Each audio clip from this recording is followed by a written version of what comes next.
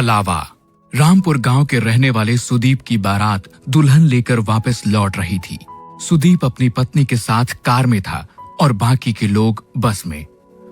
सुदीप की car bus के साथ साथ ठीक उसके पीछे चल रही थी। रात बहुत हो चुकी थी और सुदीप की पत्नी रीमा को जोरों से नींद आ रही थी।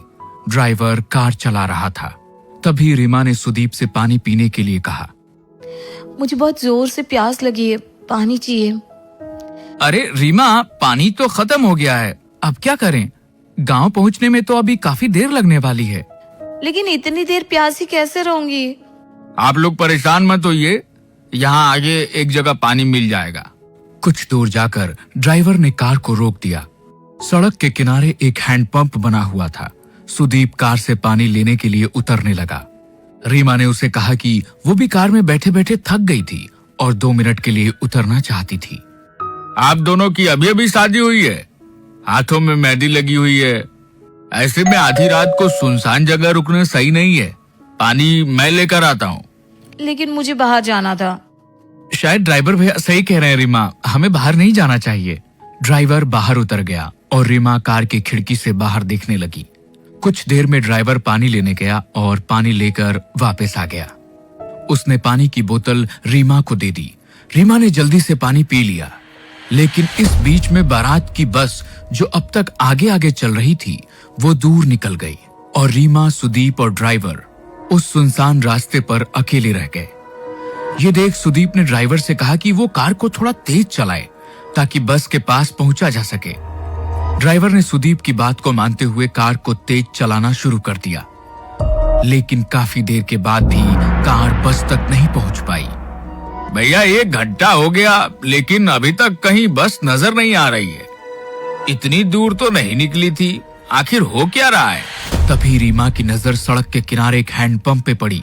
उसने देखा कि ये वही हैंडपंप था जो कुछ देर पहले रास्ते में आया था और जहाँ से उन लोगों ने पानी लिया था, क्योंकि उस हैंडपंप का भी हैंडल टूटा हुआ था। ड्राइवर भैया, अब गलती से कार वहीं लेकर आ गए हैं। हाँ, मुझे भी ऐसा ही लग रहा है, लेकिन ये सब हो क्या रहा है?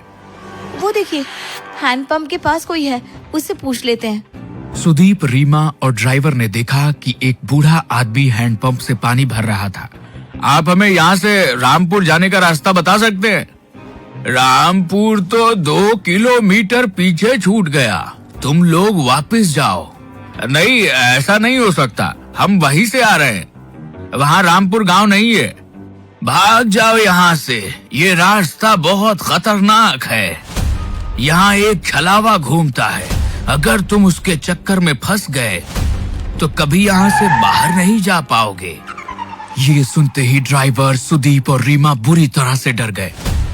सुदीप वहां से कार लेकर निकला, लेकिन काफी देर हो गई और वो लोग उसी रास्ते पर घूमते रहे।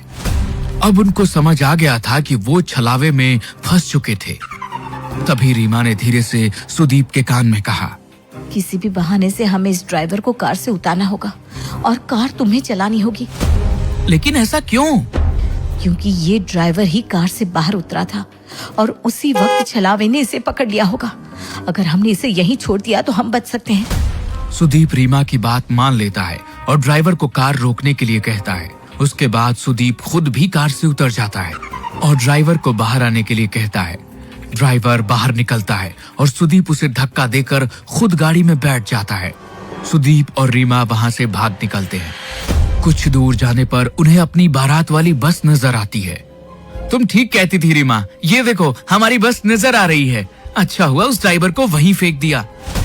बिल्कुल ठीक कहते हो तुम। अब हमें ये कार छोड़कर सब लोगों के साथ बस में बैठ जाना चाहिए। सुदीप कार को बस के आगे रोक देता है और वे दोनों अपने घर वालों के साथ बस में बैठ जाते हैं। बस आगे बढ़ने लगती है। थोड़ी देर बाद सुदीप की नजर बाहर हैंडपंप पर पड़ती है। ये वही हैंडपंप था जिसके पास से वो पहले 2 बार गुजर चुके थे। अब सुदीप को समझ नहीं आ रहा था कि ड्राइवर तो वहीं रह गया, फिर आखिर ये छलावा उसे अब भी क्यों हो रहा था। सुदीप ने ये बात अपने रिश्तेदारों को बताई। हम सब लोग एक छलावे में फंस चुके हैं, इससे बाहर कैसे आना है कोई नहीं जानता।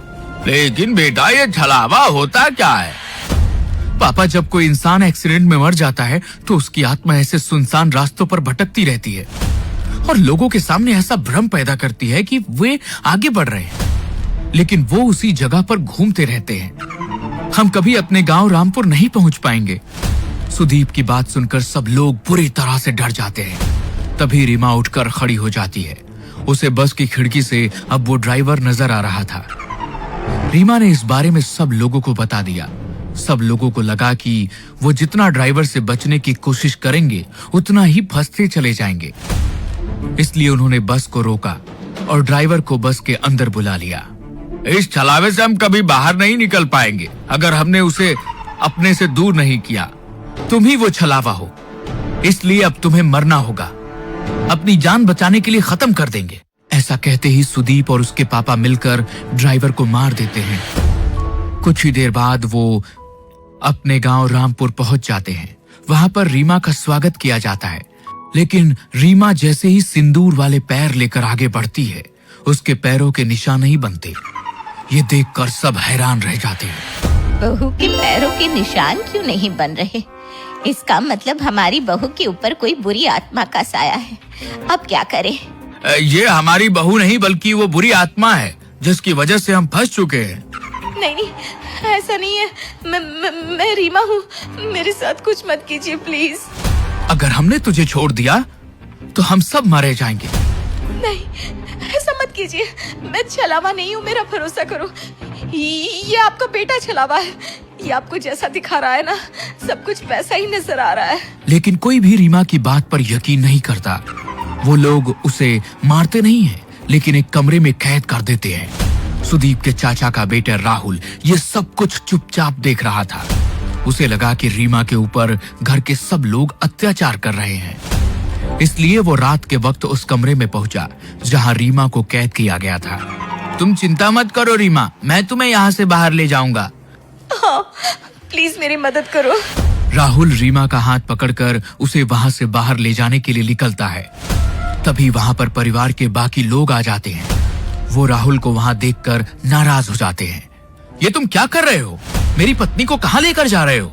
मेरी पत्नी का हाथ कैसे पकड़ा तुमने?